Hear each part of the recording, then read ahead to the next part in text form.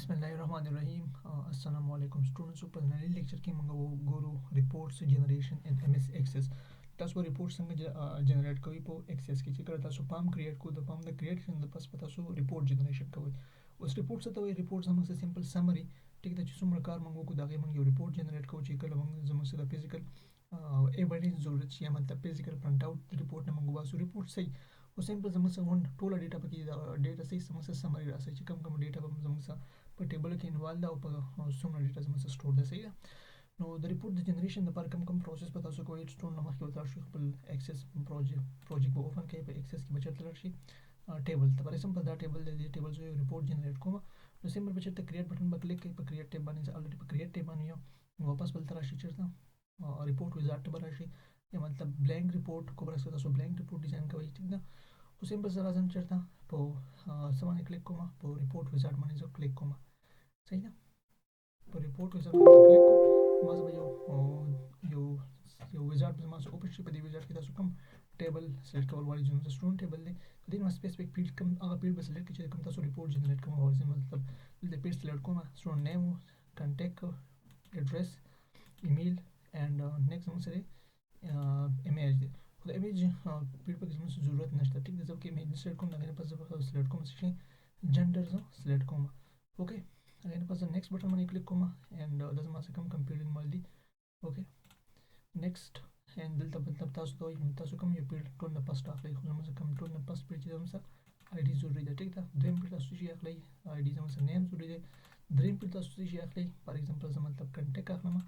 او څلورم فیلډ ته څه شي اخلئ فار ایگزامپل زه دلته اخلم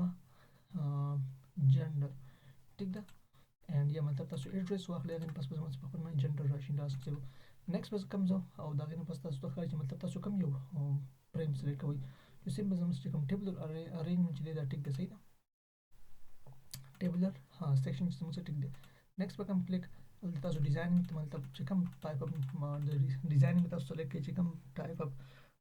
سټایل تاسو غواړئ صحیح ده. نیکسټ اینډ زه به سمپل څه کوم پریویو ریپورټ به پریویو کوم پریویو مطلب دا چې زما ته به سمپل ریپورټ شو شي خو بس که تاسو موډیفیکیشن کول غواړئ په دې کې څه چینجز کول غواړئ نو سمپل په موډیفای به کلیک کړئ او که کوم ځای پکې خوښ نه مطلب کوم سیکشن پکې تاسو خو نه دي نه موډیفای کړئ خو سمپل پریویو به زه کلیک کړم اوکې او فینیش پې کوم فینیش په کلیک کوم دلته زموږ څه شي ریپورټ به جنریټ شي اوکې دا خو زموږ څه شو مطلب د سټوډنټ ټیبل کمپلیټ ریپورټ زموږ سره جنریټ شو اوکې نو اوس فرض کړه موږ داسې غواړو چې زموږ سره ریپورټ خو موږ داسې مینولی په مخه ډېرې نشو جنریټ کولی دې لپاره موږ دپاره زموږ سره یو بټن پکار ده چې ریپورټ هغه نه څه کېږي جنریټ کېږي نو موږ به چېرته لاړ شو سټوډنټ ټیبل ته ولاړ شو او سټوډنټ ټیبل کې دلته یو ریپورټ موږ څه کړو د دغه لپاره سټوډنټ ټیبل کې به موږ یو بټن ولګوو چې د هغې نه موږ سره اټومیټیکلي څه کېږي ریپورټ جنریټ کېږي صحیح ده. نو ټول نه مخکې به تاسو سټوډنټ اول به ریپورټ کریټ کړئ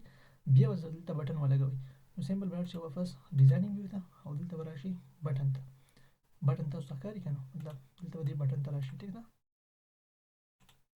بټن به کلیک کړئ دلته فار ایگزامپل زه یو بټن سازوم څه لپاره د ریپورټ لپاره اینډ دلته به ریپورټ به تاسو کلیک کړئ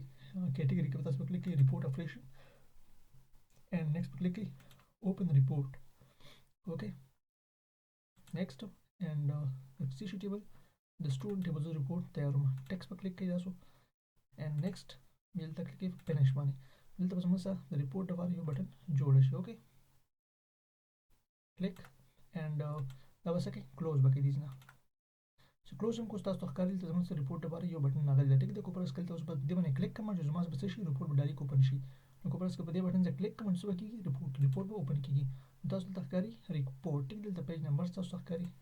اینډ دلته تاسو مطلب آی ډي ده سټوډنټ دی کنټیکټ دی ایډرس دی ایمیل دی جنډر دی او دې سره سره مطلب تاسو ایمیج سیکشن هم راخیستی شي خو ایمیج سیکشن لپاره موږ ایمیج سیکشن په دې ریپورټ کې موږ وانخیستو ټیک ده. دا ستاسو د ریپورټ وی وه چې تاسو به څنګه ریپورټ جنریټ کوئ په